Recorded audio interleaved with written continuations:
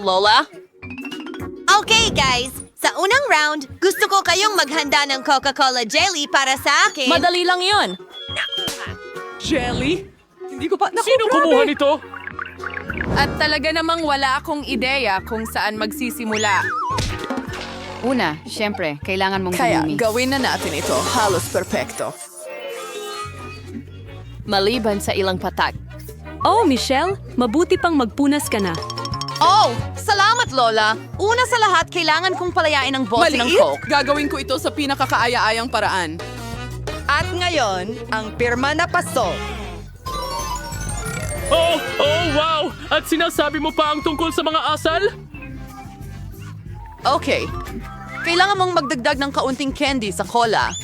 Mas magiging masarap at mas maganda ito. Susunod, ibubuhos ko ang corn syrup sa parehong bote. Dahil dito, ang aking cola ay magiging jelly. Kailangan na lang itong alugin ng mabuti. Mukhang masyadong malapot ang corn syrup. Nakuha ko na.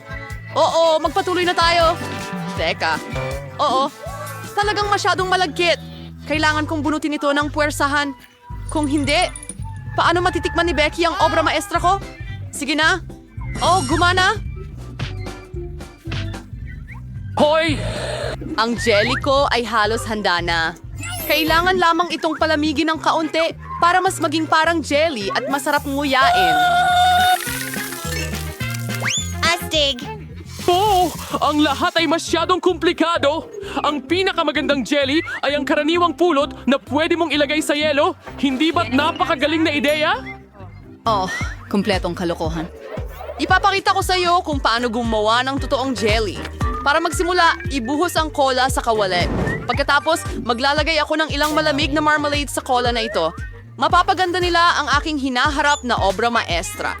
Ang huling sangkap. Bibigyan ko ang jelly ng... Ngayon, narito na ang jelly. Dapat itong lutuin sa kawali, haluing mabuti. At kapag handa na ang jelly, maaari mo itong ibuhos sa bote. Tulad ng ganito. Pupunuin ito! At ang huling hakbang ay palamigin ang jelly. Walang makakagawa nito ng mahusay tulad ng likidong nitrogen. Kailangan nating punuin ang bote pagkatapos maghintay ng ilang segundo. Mga bata, mag-ingat. Huwag gawin ito ng walang matatanda. Handa na ba? Vicky, oras na para pumili ng panalo ngayong araw. Hindi ko alam kung saan magsisimula. Mukhang napaka-appetizing ng lahat. Siguro unahin natin ang Lola. Parang ordinaryong pulot-pukyutan. Ngayon turn na ng chef. Mukhang maganda? Siyempre. Ano? Pero bakit ito ningning?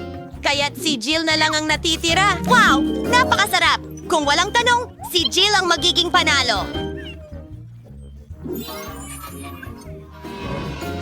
Oh, alam ko yon.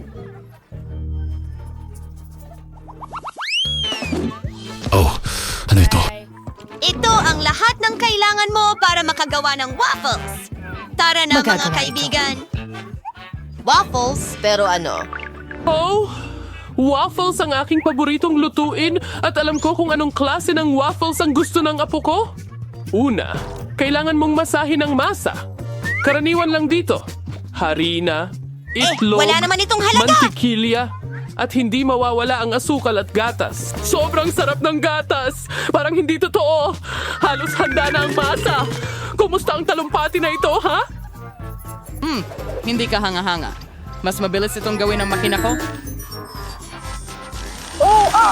Oh, paano? Mas bilis! Oh, Joe, pasensya na. Oo, gamit ang dalawang kamay sa ganitong paraan, mister. Oo, duda ako dyan. Heto, handa na ang lahat.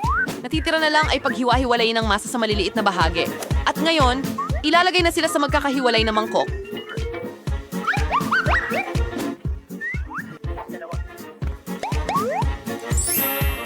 Makulay ito. At ngayon maaari na nating lutuin ang ating mga waffle. Sa tulong ng makulay na masa, makakagawa ako ng makukulay na waffle. At may masarap din ako. Sinubukan ko na ang lahat.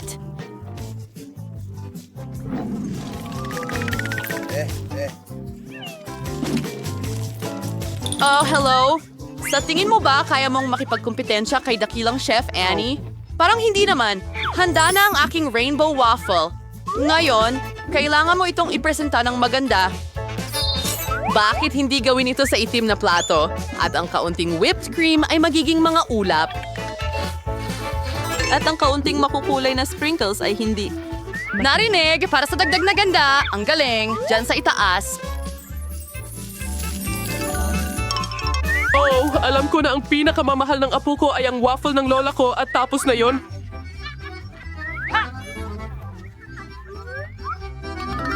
Maging Nagdedekorasyon masaya. gamit ang ice Sige cream? na, berries. Mas maganda sa napaka-araw na tag-init na ito. Wala nang At mas hindi rin higit makakasama ang kaunting maple syrup. Sarap!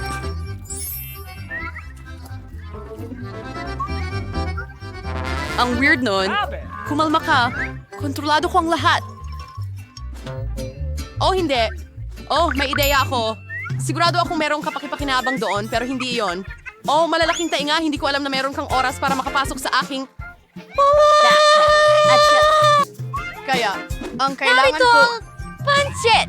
Ito ay mula sa Instant. Gagawa ako ng bagong... Noodles at waffles. Puding. At bagsak.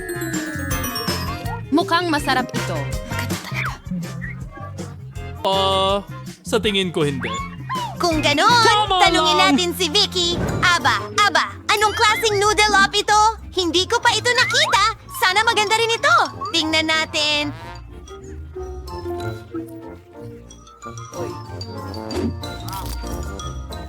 Nakakadiri! Wala pa akong nasubukang mas malala pa rito sa buhay ko. Pero ginawa ito ni Lola na parang gusto ko. Masarap malaman na may mga taong nagmamalasakit sa'yo. Salamat, Lola. Hindi ka panipaniwalang masarap.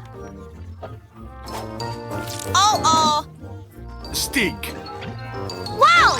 At si Chef Annie ay lumikha ng totoong obra maestra. Bukod dito, napakasarap nito. Bravo! Pero marahil sa pagkakataong ito, walang makakumpara sa waffles ni Lola. Mahal ko ang mga ito simula nung bata pa ako. Siya ang panalo. Oh, hura! Alam kong kaya kong talunin ang lahat. Ano ito ngayon? Gusto ko ng donuts. Sana mapasaya mo ako sa mga iyon. Gagawa ako ng donuts ng mabilis. Masarap! Wag na lang. Masarap? Sumasang-ayon ako. Palaging napakasarap. Nagsimula na ba tayo? Pasensya na. Lubos akong na-distract. Pero sige, handa na akong magluto. Una, kailangan kong kumuha ng isang pakete ng Oreo at durugin ng cookies. Ngayon, ang mumo na ito ay kailangang haluin sa Nutella. Ang paborito kong bahagi ng pagluluto. Dahil pagkatapos noon, maaari mong tikman ang ginawa ko. Oo! Masarap! Kailangan na lang nating ibuhos ang nagawang chocolate mixture sa makina na ito. Oh, nasaan na ito? Oh, narito ang halo. Salamat, Chef. Magluluto ako sa kaldero sa ngayon at maghintay tayo. Ang bagal mo! Narito ang aking mga mini donut, handa na. Tingnan mo kung gaano kaganda. Ngayon, kailangang hatiin ito sa kalahati. Ganito lang.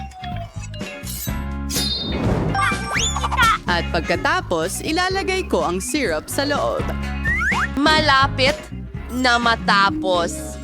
Ngayon, kailangan ko ng likidong marshmallow na gagamitin kong pangdekorasyon sa ibabaw ng mga donut ko. Para dito, ilalagay ko ito sa isang bag at pipisilin sa mga donut sa pamamagitan ng butas sa kabilang side. Napaka-kumbinyente at masarap. At ang huling hakbang ay nananatili, sprinkles. Kung wala ito, hindi magiging donuts ang mga donuts. Tingnan mo kung gaano kaganda ang pagkakaluto ng mga pasta na ito. Halos Hilaw! handa na ang mga donut. Kailangang budburan ko lang sila ng Tawagin mo asukal. na lang silang asukal na pulpos. Chill. Pasensya na. Ngayon handa na ang lahat. Talagang gusto kong tikman ang mga donut na ito, pero nagpipigil ako. Para kay Vicky ang mga ito. Ito, ay ang kalat naman. At para sa kapatid niyang si Joe. Kailangang iwagayway ang mapanganib na aparato na gaya niyan. Tingnan mo kung gaano ito kaganda. At mas magiging masarap pa itong mga donut pagkatapos kong lagyan ng Nutella. Sige, oras na para kumain. Nasaan na ba ako? Si Chef Annie ang may pinakamagandang donuts. Gusto kong subukan ang mga ito muna. Hindi lang sila maganda, kundi sobrang sarap din. Tuwang-tuwa ako. Sunod, subukan natin ang donuts ni Lola. Napakasarap! Pero masyadong karaniwan. Nag-aabang ako ng mas bago. Joe, sana ang donuts mo ay makagulat sa akin. Tsokolate na gustong-gusto ko.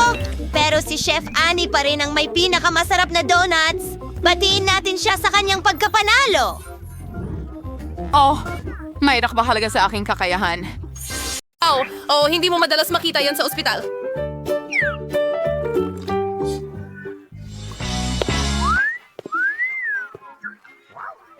Woohoo! Grabe! Wow! Ay, ngayon pakiramdam ko na pahiya ako. Guys, gusto ko ang mga mukha ninyo. Nagpapadala ako ng halik sa inyo. In love ako! Wow! Oh, ang galing niya! Oh, sandali! Saan ka pupunta? Umupo at maghintay. Magandang hapon! Magandang hapon! Maupo ka sa upuan! Sige! Oh, wow! Pasensya na, medyo clumsy ako ngayon. Ito na ang pagkakataon ko. Sige, Lily Lola, panahon mo na. Tama na ang pag-upo sa mga bolang ito. Oras na para makalanghap ng sariwang hangin. Oh, halika dito, sweetie. Oh, gusto mo ba ito? Oh, ang ganda! Sa tingin ko maganda rin ako. Ano ang pangalan mo? Ano yan? Hamsters? Oh, nakakahiya ka. Lumabas ka ng ospital. Oh, may baby ka? Sige, pumunta ka na. Oh, salamat, hi. Oh. Ano? Huwag mo nang tingnan yan. Kakainom lang niya. Oh, umiinom siya? Hindi ko iniisip na ganyan. Ano ito? Ang pagdating na may dalang isda ay sukdulan ng paglabag. Lumabas ka!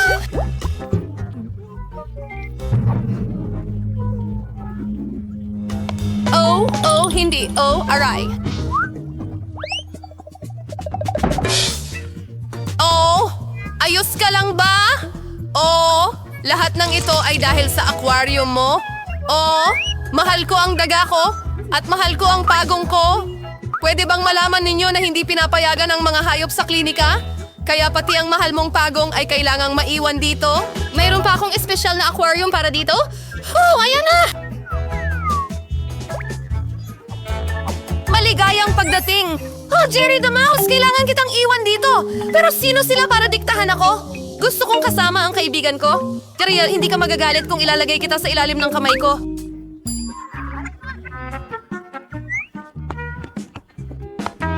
Idodoble ko pa ang botones ng takip para maginhawa si Jerry. Oh, perfecto! At ang pintuan ng bahay na ito ay magiging pinakamaganda sa hugis ng pulang puso.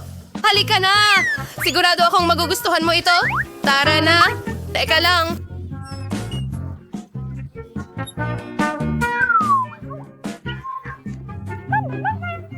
Ano yan? Sa ilalim ng ulo niya? Sige, pumasok ka! Magandang hapon! Umupo ka sa upuan! Sabihin mo sa akin kung ano ang problema mo. May sakit ang ngipin ko. Hindi ko man lang maigalaw ng maayos. Kadalasan ang mga ganitong problema ay walang kinalaman sa ngipin! Ngayon, naiintindihan ko kung bakit hindi ka makagalaw. May hindi ba malinaw? Bawal ang mga hayop! Sandali! Ano yan sa mga kamay mo? Mukhang kuneho! Obvious na napaka-cute niya! Pero hindi mo pwedeng dalhin ang mga hayop sa aming klinika! Oh! Hindi! Ano ang gagawin ko? Oh! Huwag kang mag-alala, mahal. Mag-iisip ako ng isang bagay. Oh!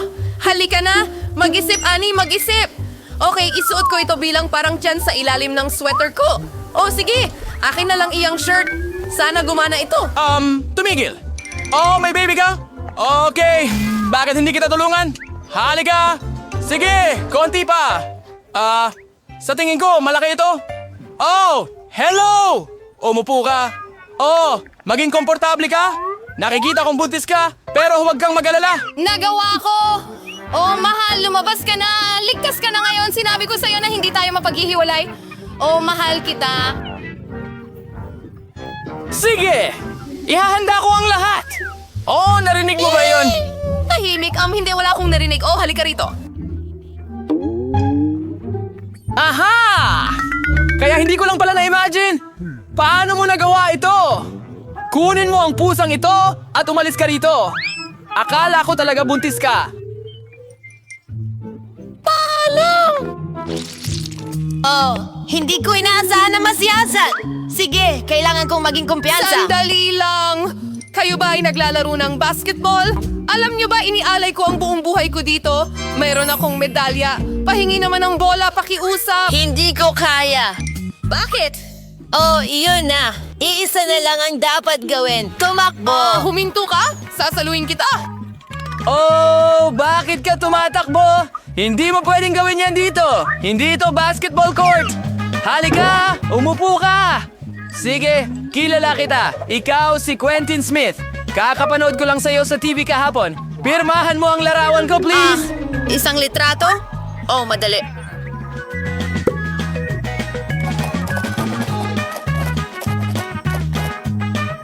Huwag mo akong pasalamatan. Oh? Oh, maraming salamat. Oh, huwag na! Doktor, may tinatago siya! Ayaw niyang bitawan ng bola! Ibalik mo na ngayon! Aakuin ko ito! Ah? Ano ang nangyayari? Oh, hindi! Oh, alam mo, sa tingin ko, alis na ako. Salamat. Tigil! Oh, nakakuha ako ng autograph mula sa kanya. Sa tingin ko, hindi sila pumapayag ng mga hayop sa dental office. Pero pwede kong iwan si Erie dito. Habang abala ang nurse na ito, sa tingin ko ay lulusot ako at kukuha ng puting coat. Sa tingin ko, wala silang problema sa mga empleyado nila. Sige, gawin na natin ito! At itatago ko si Erie sa medical na bagay na ito. Napakatalinong plano. Anong ginagawa mo? Gamit ang iyong telepono habang nasa trabaho pero nagawa ko ito? Tara na. Oh, okay. Kung ano man.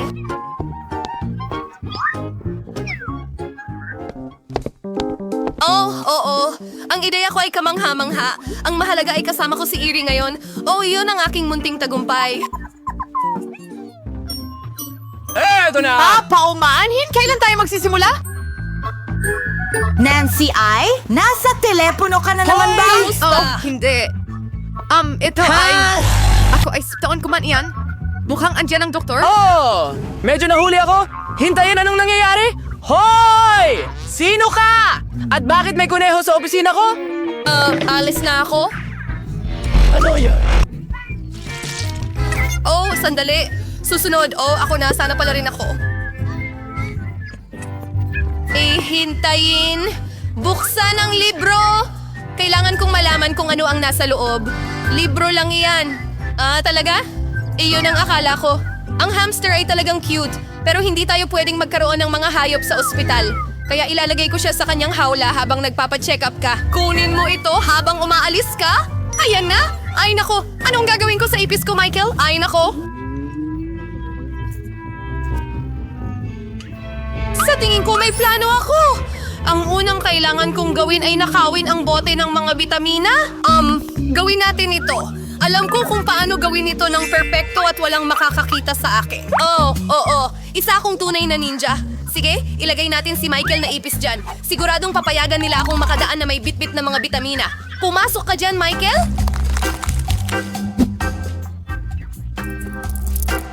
Perfecto! Siya lang... Oh, sandali. Ano ang nasa garapon? Bitamina? Sige, maaari mong kunin ang mga ito. Pumasok ka! Oh, hello? Hindi kita nakita doon? Maupo ka! Magsimula na tayo. Michael, buhay ka pa ba dyan? Nasa posisyon na tayo. Pwede kitang palabasin ng ilang segundo pero huwag kang mag-alala. Hindi na ito magtatagal.